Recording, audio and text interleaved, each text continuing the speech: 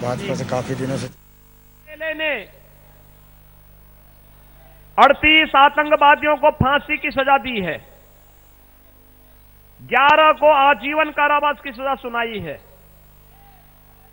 इनमें से 9 आतंकवादियों का संबंध उत्तर प्रदेश से है और आजमगढ़ के एक आतंकवादी जिसको फांसी की सजा हुई है उसका संबंध समाजवादी पार्टी से है। भाइयों बहनों, फर्क साफ है। भारतीय जनता पार्टी का हाथ मत अन्नदाता किसानों के साथ।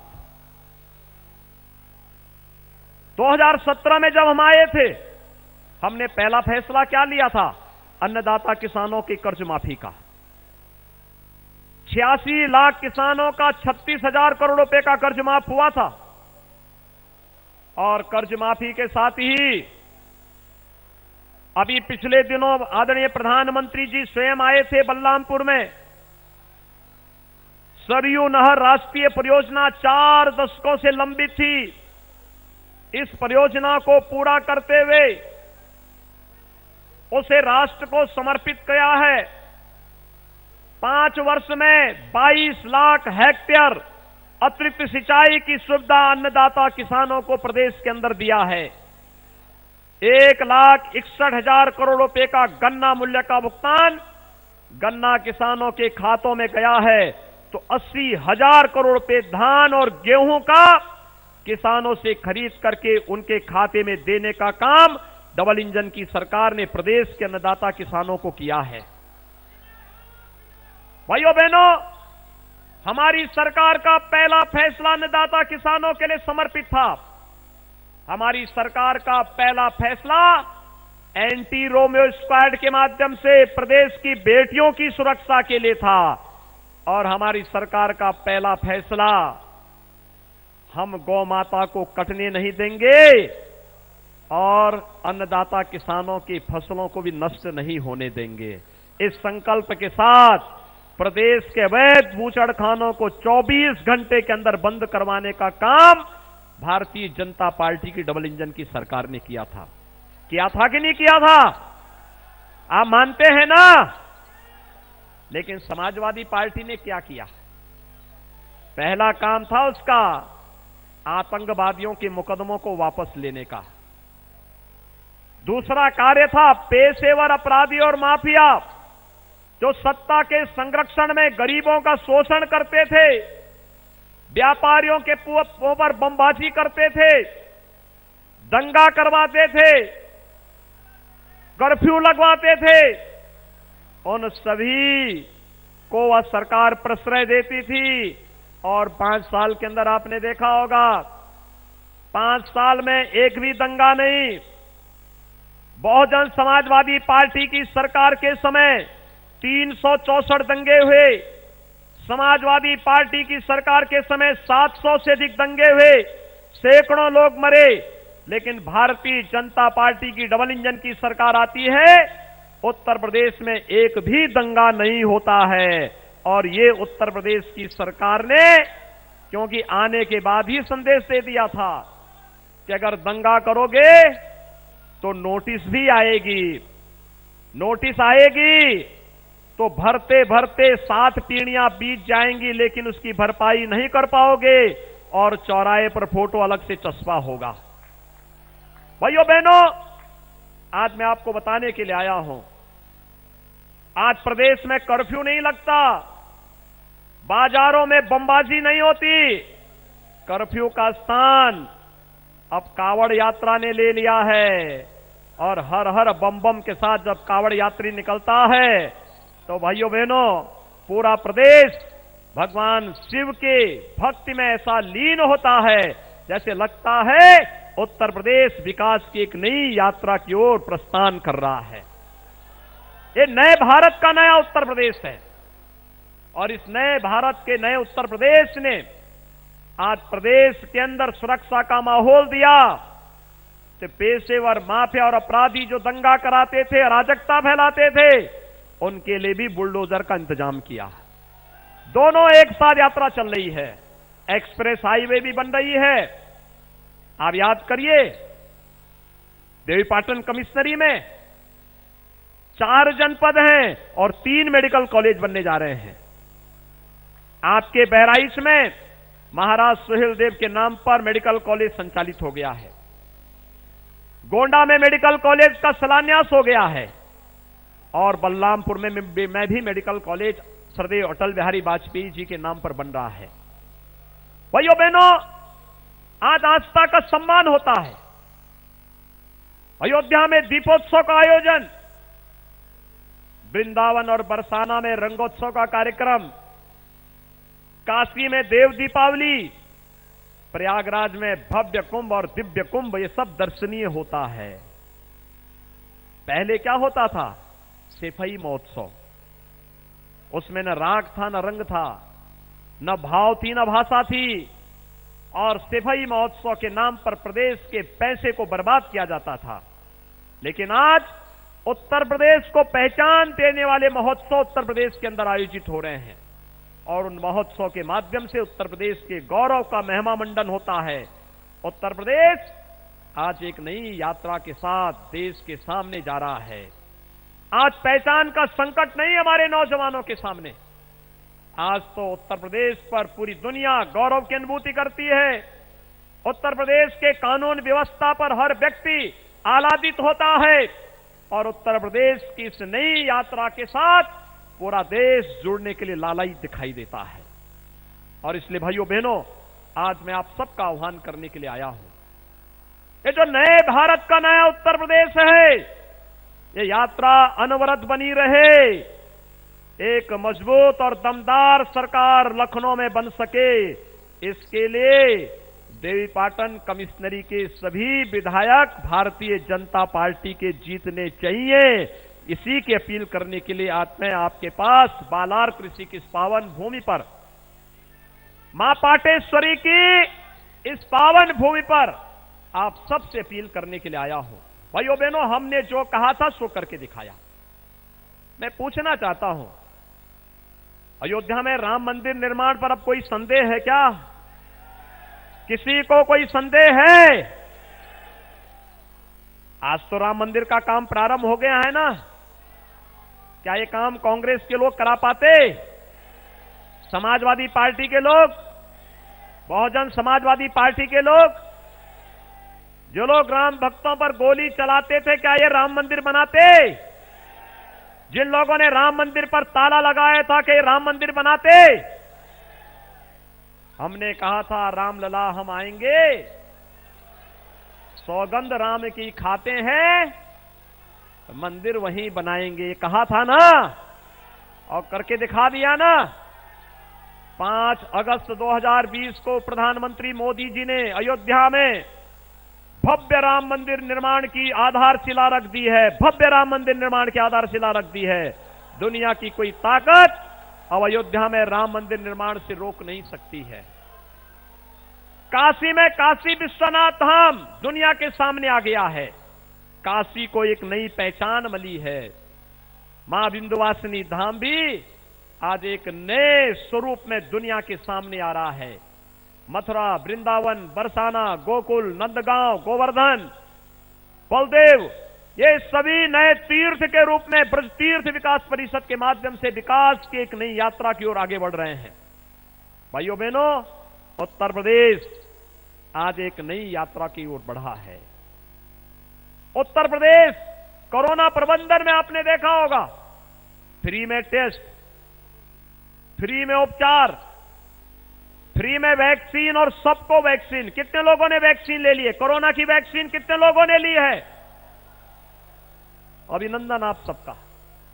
आप बताइए, क्या ये कोरोना वैक्सीन का कोई पैसा तो नहीं लिया किसी ने?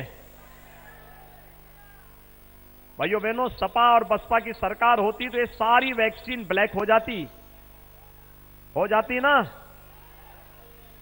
अब मुझे एक बात बताइए, जो लोग वैक्सीन के खिलाफ दुष्प्रचार करते थे, कहते थे वैक्सीन नहीं लेंगे, ये तो मोदी वैक्सीन है, ये बीजेपी वैक्सीन है, आज अपनी वोट की चोट से उनको जवाब देंगे? जवाब एक ही होना चाहिए, अगर मोदी वैक्सीन और बीजेपी वैक्सीन से हमारी जान बची है तो वोट भी वहीं जाएगा। बोलेंगे? सभी लोग सहमत है ना? और भाइयों बहनों, डबल इंजन की सरकार है। अगर फ्री में वैक्सीन है तो फ्री में डबल डोज राशन का भी होगा ना। महीने में 2 बार राशन मिल रहा है कि नहीं मिल रहा है? हर गरीब को मिल रहा है कि नहीं मिल रहा है? राशन के साथ दाल भी, तेल भी और नमक भी होगा ना। ये इसलिए है जिससे हर महामारी का इतिहास रहा है कि बीमारी से जितने लोग मरते थे उससे कई गुना भूख से मरते थे। आज मैं दावे के साथ कह सकता हूं, मेरे उत्तर प्रदेश में कोई भूख से नहीं मर सकता है,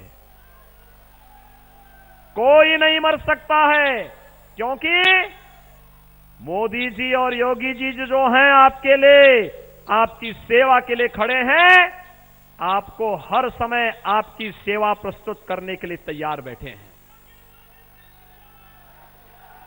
भाइयों बहनों, 2017 के पहले क्या बिजली मिलती थी? क्या बिजली आती थी? 2017 के बाद बिजली मिलनी प्रारंभ हुई ना। इस समय 24 घंटे बिजली मिल रही है। 17 के पहले तो बिजली की भी जाति और बिजली का भी मजहब हुआ करता था। मुहर्रम और ईद पर बिजली आती थी और होली और दीपावली में गायब हो जाती थी, मालूम है ना। अब तो नहीं होती ना। अब तो सबको बिजली, पर्याप्त बिजली, निर्बाध बिजली है ना, सबको मिल रही है। अब तो मोबाइल चार्ज करने के लिए दूसरे गांव नहीं जाना पड़ता है ना। अब तो अपने गांव में मोबाइल फोन चार्ज होता है ना, और रात्रि में अंधेरा भी नहीं रहता है ना। क्योंकि पहले के लोग इसलिए बिजली नहीं आने देते थे क्योंकि चांदनी रात चोरों को अच्छी नहीं लगती है। बिजली गायब कर दो, फिर किसान के खेत का पंपिंग सेट चोरी कर लो। यही तो होता था ना। आज तो हो नहीं सकता है। आज तो इस भय से मुक्ति मिली है ना।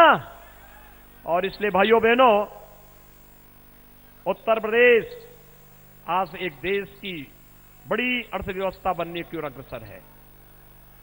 नौजवानों के लिए नौकरी और रोजगार की सुविधा लेकर के सरकार आई है। याद करिए, 2017 के पहले कोई नौकरी निकलती थी तो सिपाही के चाचा भतीजा वसूली के लिए निकल पड़ते थे।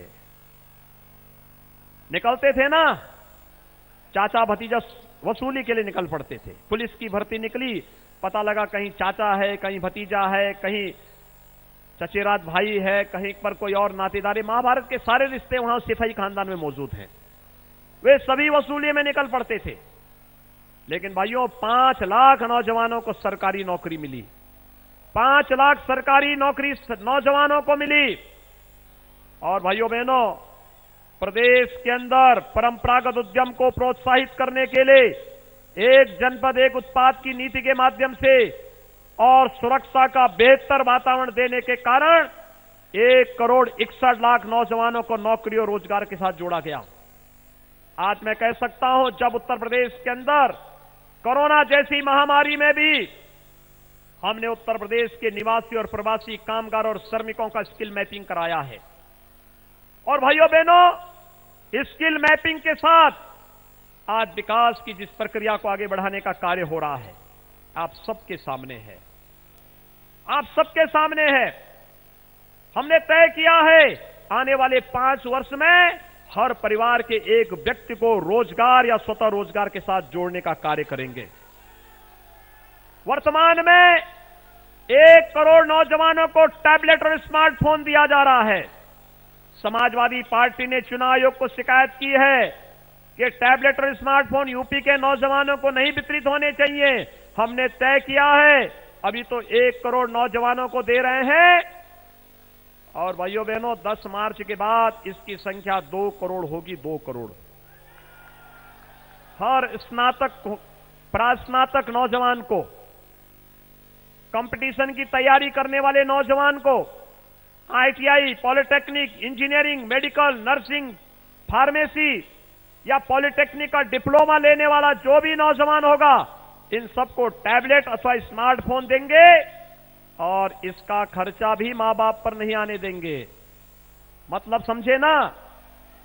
यानी मतलब online education, online preparation, online examination के लिए जो भी खर्चा आएगा डिजिटल एक्सेस का, वह खर्चा भी सरकार वहन करेगी। वह भी किसी मां बाप को, किसी अभिभावक को नहीं वहन करनी पड़ेगी। क्योंकि बहुत सारे अभिभावक ऐसे होंगे जो पूछेंगे बच्चे से कि ये तैयार इतना पैसा कहां खर्च हो रहा है। ब्रजभूषण सिंह जैसे अभिभावक होंगे, प्रतीक भूषण से पूछ ही सकते हैं। लेकिन भाइयों बहनों, मैं कहने के लिए आया हूं, अब वो जिम्मेदारी सरकार उठाएगी। डिजिटल एक्सेस नौजवानों को फ्री में देंगे और सरकार इस दिशा में आगे बढ़ रही है। हमने ये भी तय किया है, हर होली और दीपावली के अवसर पर हर उस गृहिणी को जिनके घर में उज्ज्वला योजना का रसोई गैस होगा, एक एक रसोई गैस का सिलेंडर भी फ्री में उपलब्ध करवाएंगे। कॉलेज जाने वाली हर मेधावी बालिका को स्कूटी भी देंगे और 60 साल से ऊपर की हर बहन और माता को फ्री में परिवहन निगम की बस में यात्रा की सुविधा भी उपलब्ध करवाएंगे। भाइयों बहनों, ये जो समाजवादी है ना, परिवारवादी, अब तो इनका नाम, एक नया नाम पढ़ना चाहिए। आपने महाभारत में, आपने रामायण में एक नाम सुना होगा, लंकेश। तो इनका नाम है दंगेश। इनका आज से एक नया नाम हो गया दंगेश, जिन्होंने दंगों के सारे रिकॉर्ड तोड़ दिए थे। हर दंगाई को ये लोग सम्मानित करते थे। इन लोगों ने जब आए थे, इन लोगों ने वृद्धजनों की पेंशन को, विधवा महिलाओं की पेंशन को, दिव्यांगजनों की पेंशन को रोक दिया था। और भाइयों बहनों, इन्होंने किसको पेंशन दिया? समाजवादी पार्टी के छठे छटाए उन गैंगस्टर को देने का काम किया था, जिन लोगों का नाम किसी न किसी अपराध में जरूर रहा है। हम लोग आए, हमने उसको रोका और रोकने के बाद उस पैसे को फिर से वृद्धजनों को, विधवा महिलाओं को और दिव्यांगजनों को देना प्रारंभ किया। आज प्रदेश के अंदर 1 करोड़ वृद्धजनों को